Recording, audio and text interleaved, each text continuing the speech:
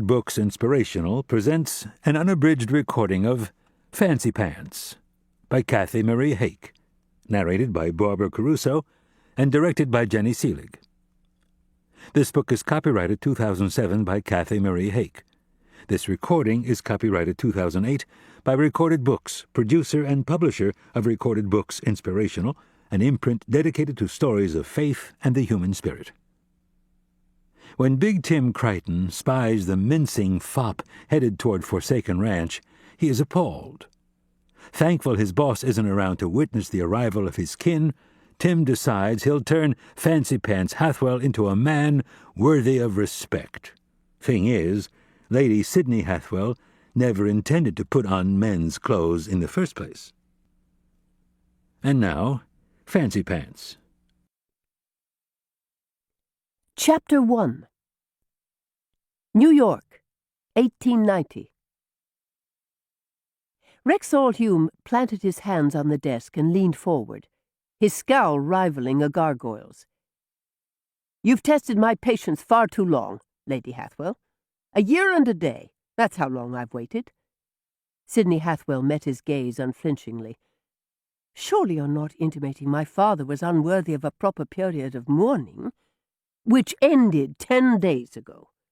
Hume paced across the intricate carpeting to the far side of the study and wheeled back around. Eyes narrowed, he studied her as if encountering her for the first time.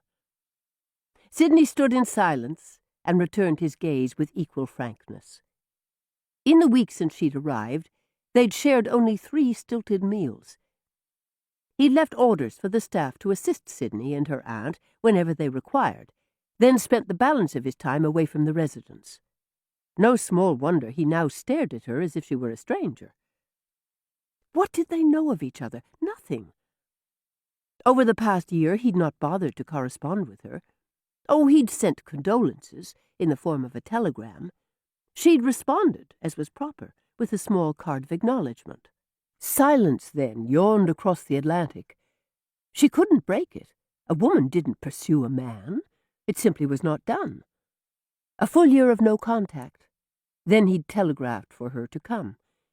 She'd been more than a little surprised, but she understood she was obliged to allow him to court her. Sidney struggled to find anything more to write than the particulars regarding her arrival. She'd never seen his picture, heard his voice, or even read a single word written by his hand. Yet she'd come to fulfill her obligation. Now that she'd traversed a wide ocean and been beneath his roof, he'd made no attempt to woo her, none whatsoever. How could he possibly think they'd pledge their hearts and lives to each other tomorrow?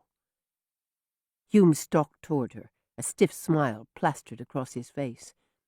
His hands were every bit as cold as hers when he grasped them. "You don't need to be upset, Cindy, dear." "Cindy? He expects me to marry him, and he doesn't even know my name." There, I can see you're distraught." He squeezed her hands. "Things come up at inconvenient times. It's an unfortunate fact in business. I had hoped you'd come along and consider this a wedding trip." "Maybe I've been wrong. Father respected and appreciated Mamma's opinion. Are you requesting that I assist in negotiations?" "You?" A crack of laughter erupted from him. "Of course not. We can stop by the church on the way to the train station tomorrow. Since you don't know anyone here and you are just coming out of mourning, a quiet wedding will do. Then, while I tend to business in Boston and Philadelphia, you can visit museums and the like. Wouldn't you enjoy that?" She pulled free from his grasp. "Mr. Hume, as I said earlier, I fear we do not suit." He heaved a long-suffering sigh. "Perhaps this business trip is best done away with." "Is he putting me above his business?" "Once I return, we'll marry. That will allow you sufficient time to settle in and see to whatever little matters you women consider to be so vital." He looked inordinately pleased with himself. Sidney couldn't help thinking Hume still resembled a gargoyle, cold and stone-hearted. "Mr. Hume, I'm so very sorry." No, he held up his hand. "No need to thank me, Cindy dear." The butler appeared in the open doorway. He cleared his throat. "Excuse me, sir, Mr. Borland is here." "Ah, yes." Hume sketched a perfunctory bow in her direction. "You'll excuse me. I must see to this."